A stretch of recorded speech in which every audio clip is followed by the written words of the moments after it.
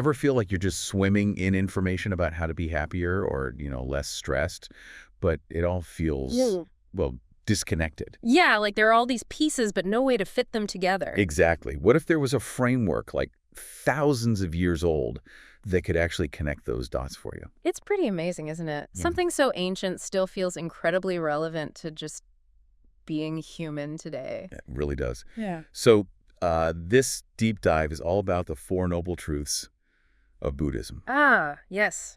Foundational stuff. Many Well- people have probably heard the term, maybe, but digging into what it really means, its depth, that's different. Right. Maybe you've heard of them, but we're not just skimming the surface here. We're really going to try and unpack what these truths actually mean. And more importantly, perhaps, how they offer this surprisingly practical way of looking at daily life. Doesn't matter what your background is or what you believe. Yeah, moving beyond just the definitions to see how they show up in our everyday lives. So to really get a handle on this, we've looked at quite a range of things. There's a discussion on Reddit, on Our Buddhism, pretty lively. Okay. Then a personal piece from Huppages by Martha Montour, some core teachings from Access to Insight, academic perspectives from the University of Hawaii system, Like a mix. insights from samueling.org featuring Thrangu Rinpoche, The Wisdom of His Holiness, the Dalai Lama, and explanations from Study Buddhism by Dr. Alexander Berzin. Wow, okay. So that variety gives us a really rich picture, doesn't it? You get the personal stories, the philosophy, the scholarly views. Exactly. So our mission for you today is to give you a clear, insightful understanding of these Four Noble Truths and, their potential relevance for navigating suffering, basically. We're hoping for some of those aha moments, maybe, but without, totally overwhelming you. Yeah, trying to hit that sweet spot. And if you think about the bigger picture, getting these truths is like getting a new lens, a different way to see the ups and downs. Okay, let's dive in then. The first one, the truth of suffering. Now, when we hear suffering, most of us probably think of intense pain, right? Physical or emotional agony. That's the immediate thought, absolutely. But the Buddhist term, dukkha, it's broader than that, much broader. It's more like a fundamental unsatisfactoriness. It's just inherent in how things are. Right. So it includes stress and dissatisfaction and that feeling that things never quite, measure up. Yeah. Or they don't stay how we want them. Exactly, that constant flux. Martha Montour on Huppages wrote about this really personally. She talked about her own struggle, resisting change, and how much unhappiness, how much misery that caused her. And what's key there, I think, is her insight that the resistance itself, that cling to how we wish things were, that's a huge part of this dukkha. And she found that things like meditation, yoga, they helped her move towards acceptance, less fighting against the current. And it wasn't just about the big, obvious changes either. Thrangu Rinpoche from Samueling, he brings in this more subtle idea that even moments we think of as happy, really good times, Yeah. they still contain the seeds of future unease, simply because they won't last. Everything's impermanent. That's such a crucial point. Think about the best party ever. You know it's going to end. And our attachment to that joy, maybe even the fear of it ending, that can be its own subtle kind of suffering too. You use this really striking example, the King of Bhutan's palace. Incredible beauty, everyone showing respect. Outwardly perfect, yeah. But the king himself, apparently experiencing a lot of inner turmoil. It really shows that external stuff doesn't guarantee inner peace. Not at all. Yeah. And that's a huge takeaway, right? True contentment, it's not just about what's happening around us. So the point isn't to be pessimistic. It's more realistic. Just acknowledging this is part of how existence works. The first step is seeing it clearly. Like one person on Reddit said, Apprehensive Road 5092, the mind is always fabricating something intentionally, sometimes in ways we barely even notice. That constant mental chatter, the judging, the comparing, it definitely adds to that subtle dissatisfaction, doesn't it? Think about a time you felt genuinely happy, really happy. Did that feeling just stay forever?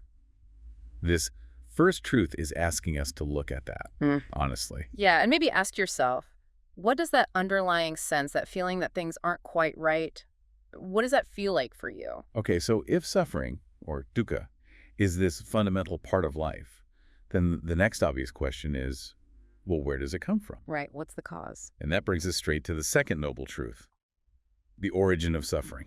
Dukkha samudaya. And the core idea here, you find this clearly in the teachings, like on Access to Insight. Yeah. Suffering arises from craving. from Taha. Craving. But we're not just talking about wanting like a new phone or a piece of cake, are we? No, it's much bigger than that. It definitely includes wanting stuff we don't have, sure. But it's also the craving for things to stay the same when, they just won't. Or even craving for things to be different than they currently are. Resisting reality, basically. Martha Montour touched on this too, didn't she? About how our selfishness, our unmet demands on life really fuel our suffering. Yeah, she had that great analogy, the banana tree suffering because it couldn't produce mangoes. Right. Wanting to be something, it just isn't. It really captures that frustration, doesn't it? Clinging to unrealistic expectations, fighting against how things actually are. Soengu Rinpoche goes a bit deeper.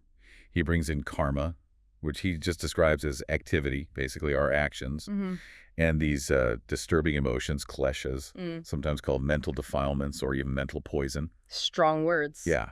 And he emphasizes that suffering isn't just random bad luck hitting us from outside.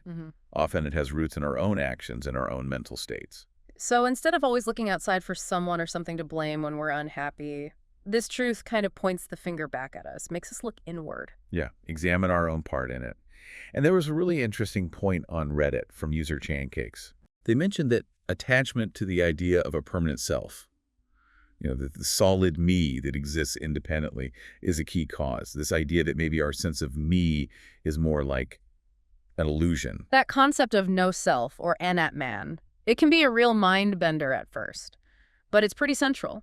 If there isn't a fixed, separate self to protect and please all the time, then what we desire, what we fear, it changes. Exactly. The whole basis of our clinging shifts. Exactly. The whole basis of our clinging shifts. And His Holiness the Dalai Lama reinforces this. Yeah. He explains that these mental afflictions, the kleshas, they stem from this basic misunderstanding. Thinking that things, including ourselves, have some kind of true independent existence. When really everything's interconnected. Right. He says that ignorance, that fundamental misunderstanding, can be overcome by understanding dependent arising. The idea that everything comes into being because of other factors. Nothing stands alone.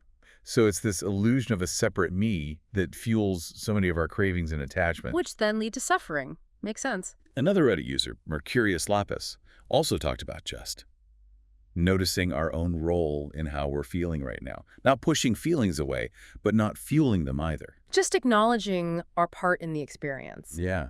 How are we contributing to this feeling of unease? That's a really practical way to apply this second truth, isn't it? Becoming aware of our reactions, how we might actually be feeding our own unhappiness without realizing it. Have you ever noticed that? You want something so badly, and maybe you even get it, but the satisfaction doesn't last. Or maybe getting it creates even more stress. Oh, absolutely. The chase can be more stressful than not having it sometimes. This second truth really pushes us to look at those underlying drives, what's really motivating us. It kind of prompts the question, which of my deepest wants or desires seem to bring the most trouble, the most persistent dissatisfaction? Okay, so we've looked at suffering and where it comes from. Now, this is where things take a really positive, hopeful turn. Yes, absolutely. The third noble truth, the cessation of suffering, dukkha nirodha. This is the good news, basically. It really is. It offers this genuine possibility of liberation, a real way out of that cycle of craving and dissatisfaction we've been talking about. Exactly. If suffering has a cause, that craving and ignorance, then it makes sense that if you eliminate the The cause. suffering ends. It's logical. Both Martha Montour and Dr. Berzin emphasize this. And Dr. Berzin goes even further. He highlights that a true cessation, like where suffering just doesn't come back, that's actually possible. It's not just a temporary fix. Right. And he says it's possible because the fundamental nature of our mind, underneath all the confusion, is actually pure, naturally clear. That inherent purity, that's such an important concept. It suggests this freedom isn't something totally alien we have to build from scratch. It's more like uncovering our natural state once the causes of suffering are cleared away. Montour also made that point, didn't she? That anything that can be understood, like the causes of our suffering, can also be overcome or, as she put it, cured. Though she was careful to clarify, she means curing our internal suffering, primarily.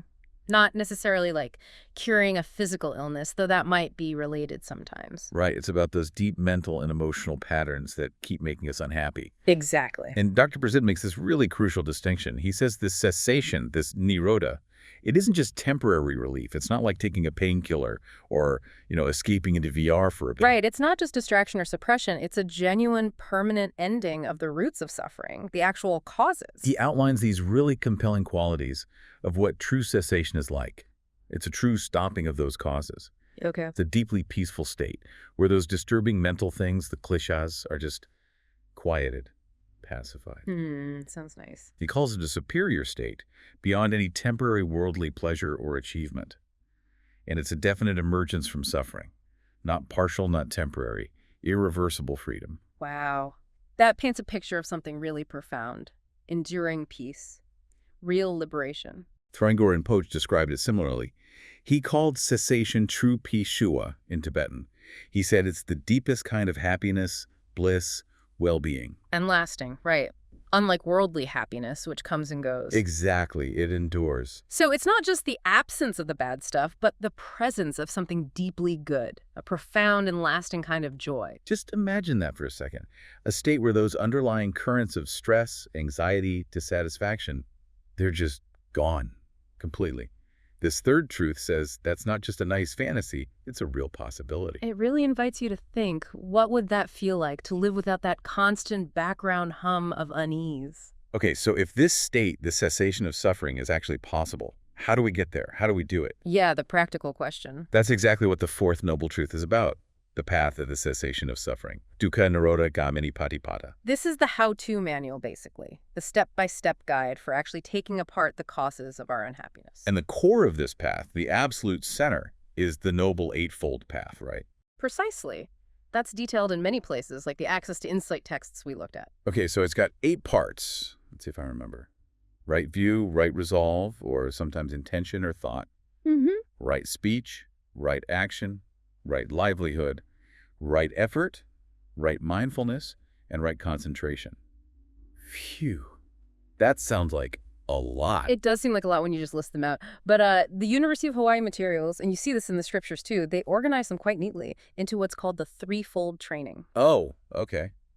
That sounds a bit more manageable. What are the 3? So first is wisdom, or panya. That covers right view and right resolve, or intention. Okay, wisdom. Got it. Then there's ethics, sila. That includes right speech, right action, and right livelihood. How we conduct ourselves. Makes sense. Ethics. Yeah. And finally, concentration, or samadhi. And that brings together right effort, right mindfulness, and right concentration. Developing the mind. Wisdom, ethics, concentration. Okay, yeah, that makes it feel much more integrated, like these 3 areas work together. Exactly. They support each other. And the ancient texts, they use this really cool analogy. Yeah. It's like discovering an old, overgrown path hidden in the jungle that leads to a long-lost ancient city. Ah. It illustrates that this eightfold path isn't some brand new invention. It's a time-tested way, a reliable route that's been rediscovered. I like that, like uncovering something valuable that's always been there, a way that works. Yeah. Okay, so let's maybe look at just a few of these elements a bit closer. Sure. The University of Hawaii system and that wheel image they sometimes use has helpful descriptions. Right view. That's described as knowing the truth, understanding cause and effect, impermanence. That sounds pretty fundamental. Absolutely. It's the foundation. Without seeing things clearly, understanding how things actually work, the rest of the path doesn't quite make sense, Right. And then Yeah. intention or resolve. Freeing your mind of evil, having compassionate thoughts. That seems to be about our motivation, right? Why we do what we do. Definitely. Our intentions really steer us, like the rudder on a ship. So cultivating wholesome intentions, kindness, letting go, non-harming is crucial. Then there's the ethics part, right speech. Saying nothing that hurts others, speaking truthfully and kindly. Wow. Just doing that consistently would probably change relationships quite a bit. Oh, hugely. Our words have so much power, don't they? Using them skillfully, mindfully. It's a really practical ethical practice. And right action. Working for the good of others. Avoiding harmful actions like killing, stealing, lying, sexual misconduct.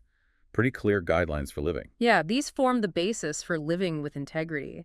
They help us, and they help others, creates a foundation of trust and well-being. Okay, moving to the concentration part. Right. Mindfulness. Controlling your thoughts, being aware of the present without judgment.